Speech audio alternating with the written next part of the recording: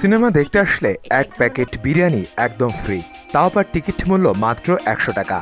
গত এক দশক ধরে বন্ধ ছিল বগুড়ার ধুনট উপজেলা সদরের ঐতিহ্যবাহী ঝঙ্কা সিনেমা হলটি। গত শনিবার থেকে সিনেমা হলটি চালু করেই দর্শক টানতে এমন অভিনব পন্থা চালু করেছেন হল কর্তৃপক্ষ। বর্তমানে হলটিতে প্রদর্শিত হচ্ছে চিত্রনায়িকা পূজা চেরি এবং আদর আজাদ অভিনীত লিপস্টিক সিনেমাটি।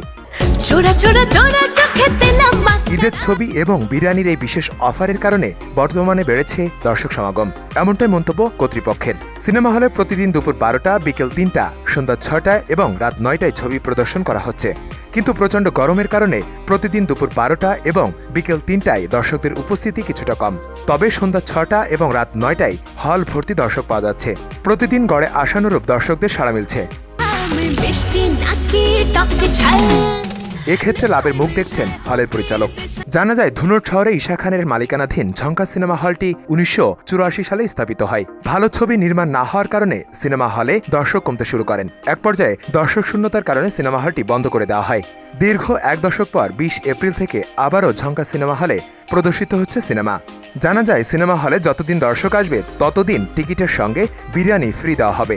দর্শক টানতেই এমন ব্যবস্থা করা হয়েছে।